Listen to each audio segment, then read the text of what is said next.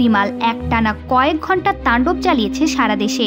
সেই ভয়ঙ্কর প্রকোপের দণ্ড নিজ মাথায় পেতে নিয়েছে সুন্দরবন। বিশ্বের সবচেয়ে বড় নোনাপানি উপকূলীয় ম্যানগ্রোভ ফরেস্ট সুন্দরবন অতিক্রম করে যাওয়ার সময় রিমালের গতিবেগ অনেকটাই শিথিল হয়ে আসে। তবে ঝড়ের তোড়ে লণ্ডভণ্ড হয়ে গেছে বনের অভ্যন্তরীণ চিত্র। অনবরত ভারী বর্ষণে তলিয়ে যায় সুন্দরবনের ভূমি। ঝড়ো হাওয়ার দাপটে উপড়ে গেছে বহু গাছ। সুন্দরবনে অবকাঠামোয় সব মিলিয়ে প্রায় ৬,২৭,০০,০০০ টাকার বেশি ক্ষয়ক্ষতি হয়েছে বলে জানিয়েছে বন বিভাগ। করমজল বন্যপ্রাণী প্রজনন ও পর্যটন কেন্দ্রের ভারপ্রাপ্ত কর্মকর্তা হাওলাদার আজাদ কবির ক্ষয়ক্ষতির প্রাথমিক অবস্থা বর্ণনা করেছেন। ঘূর্ণিঝড় রিমালের পরে আমাদের সুন্দরবনের যে ক্ষয়ক্ষতি হয়েছে এটা অপূরণীয়, খুব কঠিন একটা অবস্থা গেছে। কারণ ঝড়ের সময় আমি করমজলে অবস্থানই করতেছিলাম। আমাদের যে রাস্তা আছে রাস্তার উপরে প্রায় 2 ফুট 2.5 ফুট মতো পানি উঠে গেছিলো। এই সময় আমাদের যে সুন্দরবনের করমজলের যে অ্যাক্টিভ বন্যপ্রাণীগুলো আছে এগুলো আসলে কোনো ইনশাল্লাহ ক্ষয়ক্ষতি হয়নি, কারণ সেগুলো সেফটিতে ছিল। আর বনের ভিতর যে জায়গাগুলো ছিল এই জায়গার ভিতর কিন্তু বিভিন্ন জায়গায় আমাদের টিলা করে দেওয়া আছে এবং পুকুর খনন করে পাড়গুলো উঁচু করে দেওয়া হয়েছে, যে জলোচ্ছ্বাসের সময় হরিণগুলো বা বন্য শুকরগুলো ছোটো ছোটো বাচ্চাগুলো যেগুলো এরা টিকে থাকতে পারে ওখানে, যে অন্যগুলো না হয় কথাই বললাম। কিন্তু আসলে সব জায়গায় তো আর নাই, সে ব্যাপারে বেশ কিছু বন্যপ্রাণীর ক্ষতি হয়েছে। ঝড়ে ক্ষতিগ্রস্ত হয়েছে বন অফিসের অধিকাংশ টহল ফাঁড়ি, বোট এবং সেই সঙ্গে যাতায়াতের পোল।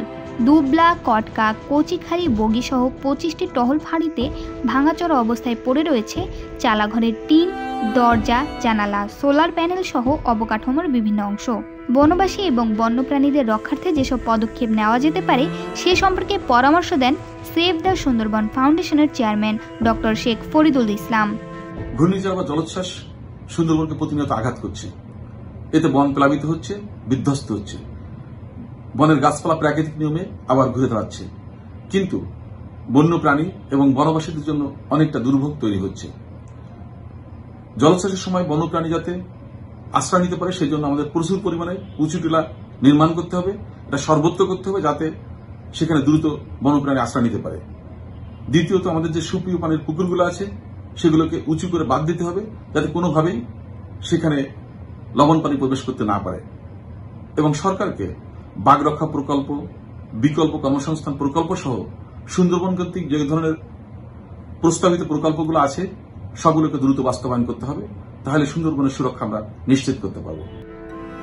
ঘূর্ণিঝড়ের প্রবল তাণ্ডবে কেবল মানুষ নয়, প্রাণ হারিয়েছে অনেক অবলা প্রাণী।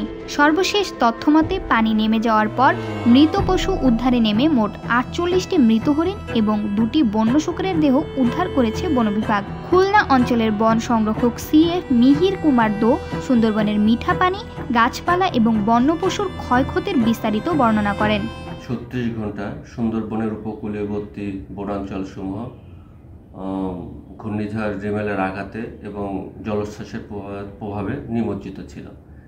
এবং এই নিমজ্জনের ফলে আমাদের বন বিভাগের পক্ষ থেকে যেটুকু প্রাথমিক প্রতিবেদন পাওয়া গেছে সেখানে দেখা গেছে যে সুন্দরবনের অভ্যন্তরে যতগুলো আমাদের মিষ্টি পানির পুকুর ছিল, যে বিশেষ করে যেগুলা বন্যপ্রাণী সুন্দরবনে যে সমস্ত বনজীবীগণ প্রবেশ করেন, এছাড়া বনকর্মীগণ যেখান থেকে খাবার পানি সংগ্রহ করেন, প্রায় সবগুলোই আমাদের পাড় ভেঙে গেছে এবং সেখানে লবণাক্ত পানিতে নিমজ্জিত হয়।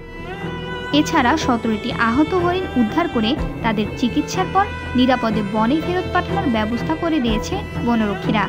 আহত এবং নিহত পশুদের সন্ধান এখনো অব্যাহত রয়েছে।